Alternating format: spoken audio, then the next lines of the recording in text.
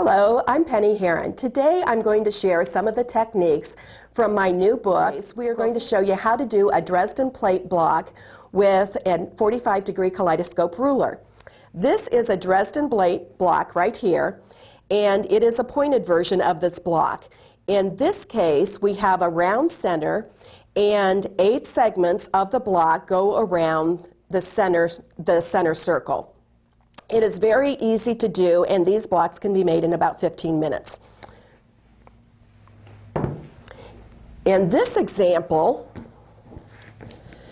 we put an oval center, again with 8 pointy segments to make the Dresden plate. This time we did an oval and did a buttonhole stitch around the outside edge to add interest, and it gives the effect of a sunflower quilt. So these are on a vine that go up 6-inch strips that go the entire length of the quilt, and it looks like a vine of sunflowers. It's a very pretty effect.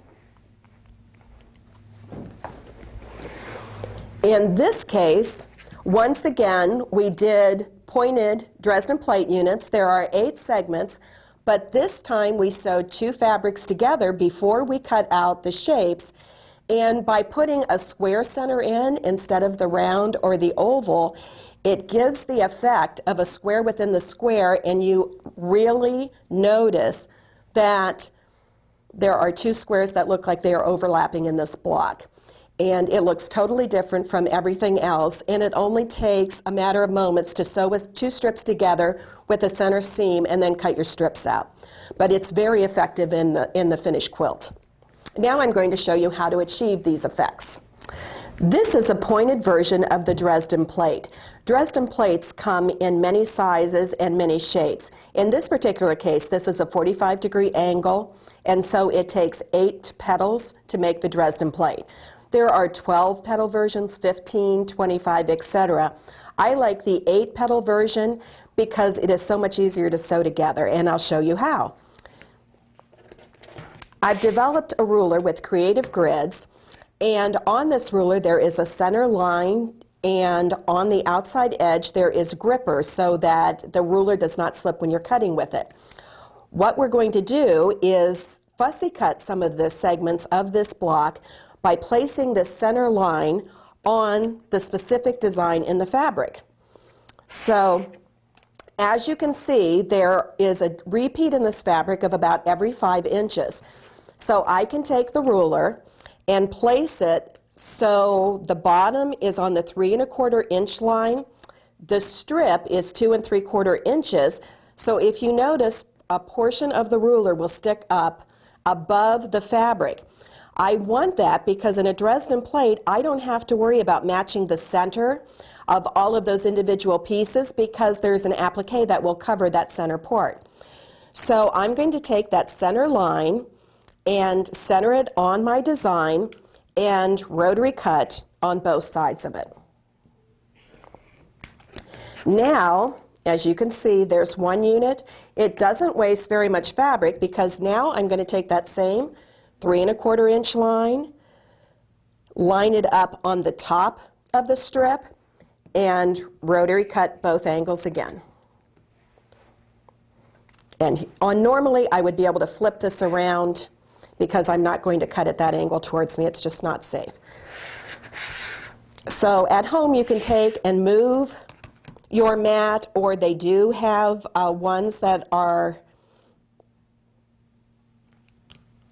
movable and that you can rotate them around. So see, I would continue cutting until I had 4 of the exact same print out of this strip of fabric. And see, this is all the waste I would have, is just that tiny piece. Now when you are cutting the tone-on-tones to go with it, you want something that's a nice contrast. This time there would be absolutely no waste because I could line it up here and I don't have to center a certain design in here. So I would be able to cut this, rotate it, and cut it again, and continue to rotate the ruler the entire width of the strip, and there would be absolutely no waste of fabric. So in this case, I would cut out 4 of these designs and 4 of the plain designs.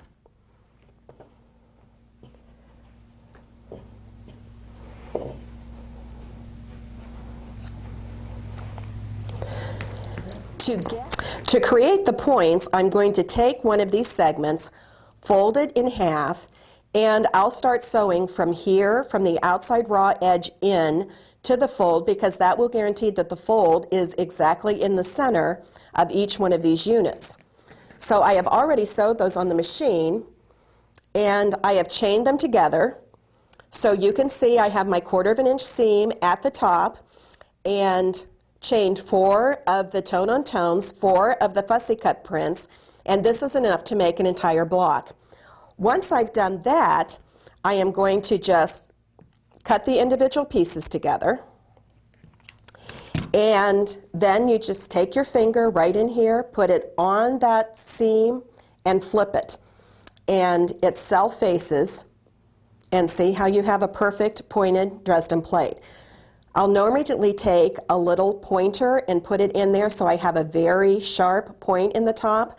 I don't clip that little bit of fabric right here though, because if you do, every time you clip close to the seam, you're just a few threads away from a fray in your quilt. So I don't recommend that. I always push it to one side instead of open, and you need to center that seam right on the fabric design. So here are 4 units that are already trimmed.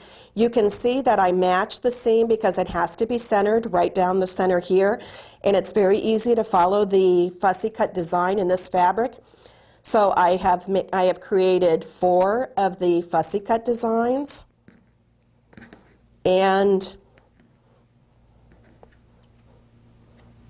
4 of the Toneontones. So now we will sew these together in pairs. You always have to put the same fabric on top when you are doing this in order to have all of them look exactly the same, so you are alternating fabrics going around.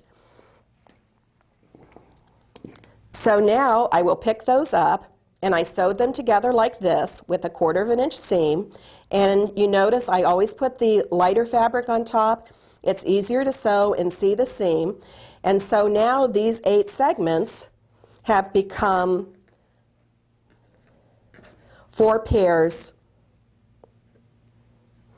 of the units. See how easy that is?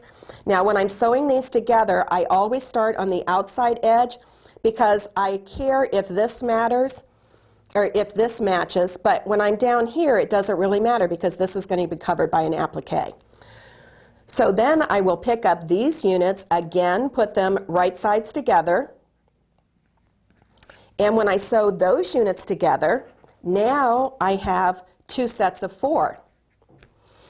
This time when I sew it together, I am going to put these right sides together, and I'll do it in one seam, so from here to here, and that gives me my completed Dresden plate. Now, if you notice on the back, all of the seams are pressed open because that alleviates the bulk, and your block will lay totally flat when you are appliquing it on your background block. So this is the completed unit, and all we have to do now is do the little applique that's going to cover that center. So we take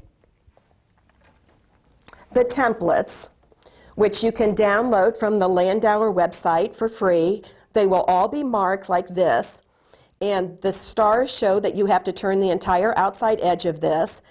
The letter tells you which applique it is in the particular block. So this is applique A, which means it's the first applique you'll use, and in this case the only one. The DB is the coloring, so it's telling me that I need to put it on dark blue fabric. So I just take a glue stick, and I don't use anything fancy. In this case, this is my favorite brand. It's from an office supply store. It does say it's permanent, but it also says on the side that it's machine washable or will wash out with soap and water. I just dip it in a sink of warm water when I'm done, and the glue dissolves and the templates fall right out. These are much cheaper than the fabric versions, and in my techniques I use a lot of glue, so I buy these during school supply season. and keep them in my refrigerator. It's a moisture-based product, so keeping it in the refrigerator makes it last for at least a year. When you are not using it though, make sure you put a lid on it because that will keep it from drying out. Now to turn this, I had already trimmed the fabric 1/4 of an inch away from the template, so I am going to just pull this over the template and turn the entire outside edge. I always look at it like ruffling a little girl's dress. You only move forward about 1/8 of an inch at a time. And I'm going to pull this up when you get back to the center because sometimes there is a little crease that forms. And see how you can see all of those little gathers around the outside edge? And I'll take my finger and run it along the edge to make sure that I don't have any sharp points because I can curl this around very easily. And after this, I apply this, I'll show you how to prepare the appliques. See, now I'm just going to take that. It's going to cover that little hole in the center. There's no bulk because we put the ruler a little bit above the strip when we cut it, so we don't have all of those seams coming across in the middle, and we're just going to cover that with our little circle. And now we have a perfectly flat Dresden plate with pointed sides. Now to prepare that little template, it is not just a round circle of paper. When you download the template from the Landauer website, we iron freezer paper to the wrong side of it because it gives you a double layer of paper, and that gives you a very crisp edge. So if you see when I'm turning this, I get a very precise edge and perfect turns, so it is exactly the shape I wanted. If I just use plain freezer paper in there, it's a single layer and the outside edges could curl and I wouldn't get that exact shape.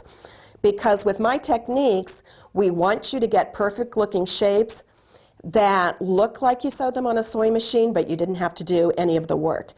You can see that this little block, even though it looks like it took a lot of time, can be made in about 15 minutes.